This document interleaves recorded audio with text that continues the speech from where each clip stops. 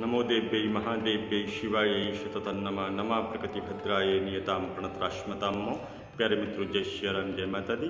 मित्रों, आज चर्चा करेंगे 28वां अध्याय तुलसी महात्मा का, जो कार्तिक महात्मा की पावन कथा चल रही है।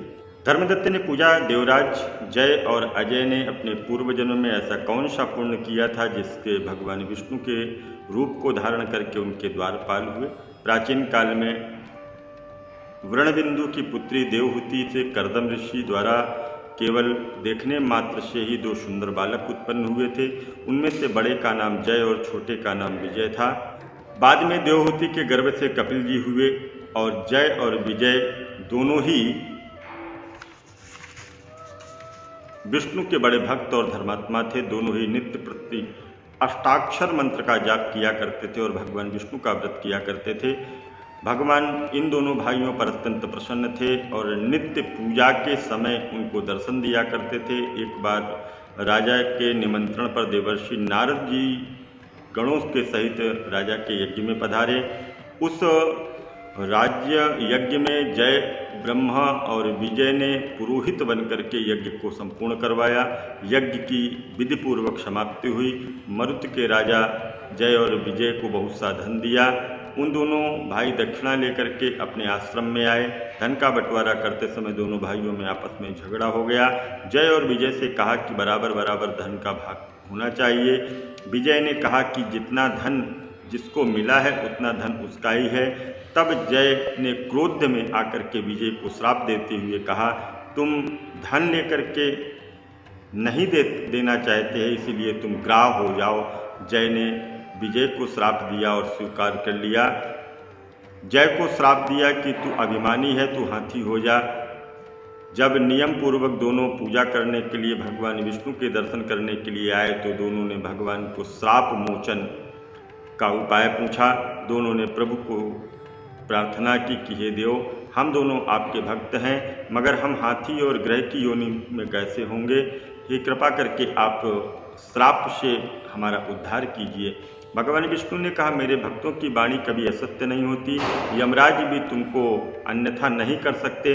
पूर्व काल में मुझे भक्त प्रहलाद के कहने पर स्तंभ से प्रकट होना पड़ा था, खंभे से प्रकट होना था, और राजा अम्बरीश के कहने पर 10 अवतार लेने पड़े थे। अतः तुम दोनों अपने श्राप को भोग करके मेरे रूप में आओगे। इतना कहकर के विष्णु जी अंतर्ध्यान हो गए। फिर वह गंडकी नदी के किनारे मगर और ये हाथी हुआ और पूर्व जन्म में स्मरण रहने के कारण वे इस योनि में भगवान विष्णु का व्रत करने का नियम करते रहे। एक दिन कार्तिक मास की पूर्णिमा को हाथी स्नान करने गंडकी में गया और पिछले जन्म का श्राप स्मरण करके मगर ने हाथी का पांव पकड़ लिया तो हाथी ने विष्णु भगवान का स्मरण किया। फिर क्या था, तुरंत ही शंख चक्र गदा पद्मधारी भगवान ने अपने सुदर्शन चक्र के द्वारा उन दोनों को अपने जैसा रूप दे करके वैकुंठ को ले गए। उसी दिन से उस स्थान का नाम हरिक्षेत्र प्रसिद्ध है। चक्र के आघात से वहाँ के पत्थरों पर चिन्ह बने हुए हैं। दोनों जय और विजय के नाम से आज तक संसार में प्रसिद्ध हैं। हे प्रिय, आपने विष्णु जी के द्वारपाल के संबंध में जो प्रश्न किया था उसका विस्तृत उत्तर मैंने दिया। इसीलिए हे द्विज, तुम भी ईर्षा और देश को त्याग कर नित्य भगवान विष्णु का व्रत एवं पूजन करो। जगत के प्रत्येक जीव को समदृष्टि से देखो।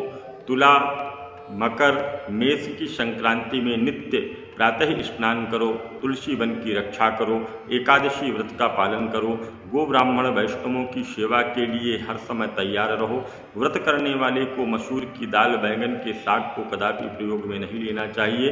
हे ब्रह्मदत्त, हे धर्मदत्त, ऐसा करने पर तुम शरीर त्याग कर हम लोगों के समान गति पाओगे। भगवान विष्णु को प्रसन्न करने वाले इस व्रत के समान फल देने वाला तीर्थ, दान और यज्ञ दूसरा कोई नहीं है। हे विप्र, तुम धन्य हो, क्योंकि तुमने विष्णु को प्रसन्न करने वाला व्रत किया है, जिसका आधा फल तुमने कलह को दिया और उसके बाद कलह को वैकुंठ में ले जा रहे हैं। तब नारद जी ने कहा कि हे राजन, इस प्रकार धर्मदत्त को विष्णु भक्त का उपदेश देकर के कलह के साथ लेकर के विष्णु के पार्षद वैकुंठ को चले गए और धर्मदत्त भी उनके आदेशानुसार विष्णु के साथ व्रत में तल्लीन हो गया।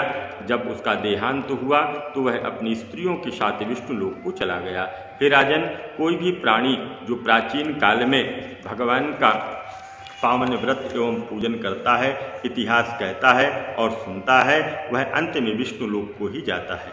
यहाँ पर 28वें अध्याय की कथा पूर्ण हुई। आगे की कथा कल के पावन प्रसंग में श्रवण करेंगे। तब तक के लिए दीजिए इजाजत। जय माता दी, जय मां गंगे।